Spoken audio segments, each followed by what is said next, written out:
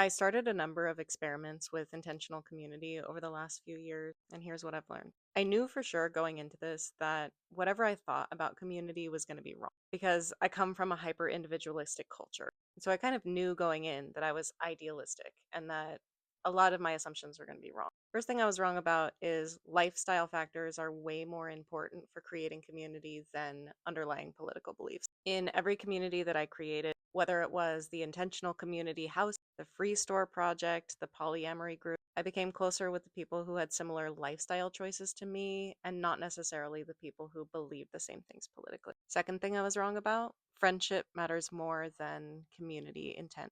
I thought it was really important for me to get people together who intentionally wanted to create community with me because so often when I would try to create community in the regular world, people would not show up. They would not value the community spirit.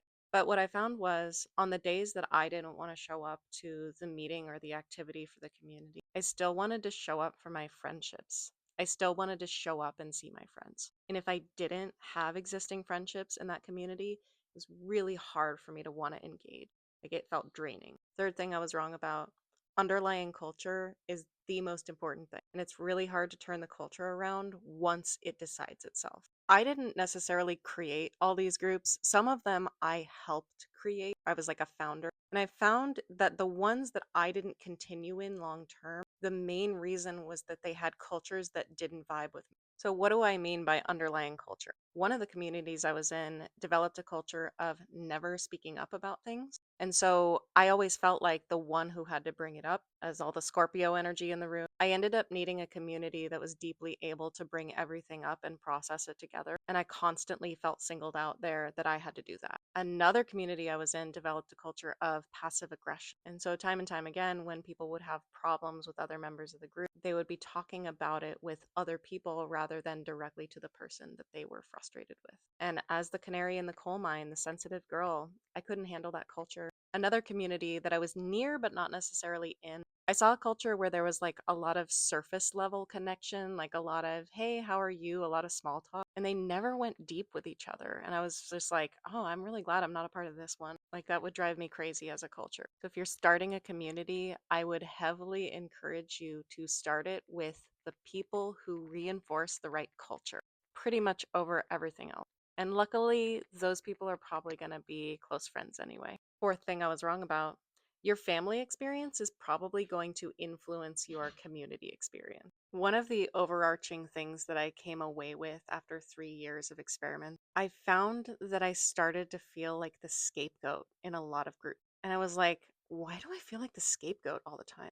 Oh, that is exactly what I left unresolved back in my nuclear family. In my nuclear family, I was the problem child, and they sent me away to boarding school. And I never got to resolve that group dynamic because the family eventually fell apart. So it seems to me, just as we experience in romantic relationships, over and over again, we find the same emotional patterns coming up because they are unresolved shadows. And so I know for a fact that in the future of me creating and participating in communities, I will feel like a scapegoat again, and I will get to work through that emotional pattern until I have learned what I need to learn from it. And the last thing I was wrong about, create the small connections first and then create the overarching thing later. So if you wake up one day and you're like, I'm going to start an intentional community house, don't worry about naming the house, looking for a house. Don't like create a Facebook page or a website. Literally just start talking to people. Create those friendships and those kind of node connections with people and then build it out really slowly. And I think the reason that this is my advice is when I started communities in the past, I tried to know what they were without feeling out what they were. So if I'm trying to create community with my neighbors, instead of going door to door and having people sign up for a list and then using that list to email people to invite them to a meeting, I would instead brew a pot of coffee and I would probably sit on my doorstep with the pot of coffee and talk to the people who walk by. Number one, that approach is going to be way less effort for me. And number two, it's going to allow me to connect with the people that are available for this from the standpoint of friendship rather than the standpoint of let's sign up for a list, which is going to be harder for people to show up for anyway. I continue to create more community efforts, and as I iterate each time, I get more and more wisdom and life experience with that process. I think one of the favorite values that I learned, and I learned it from various people that passed through each community,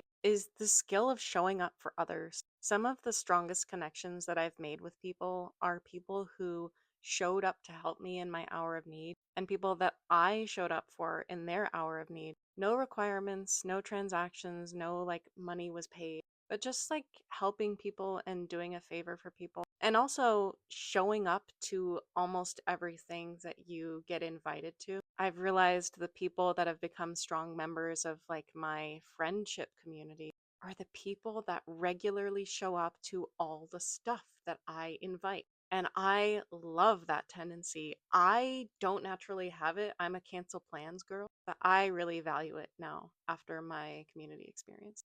Hope this helps everyone creating communities out there.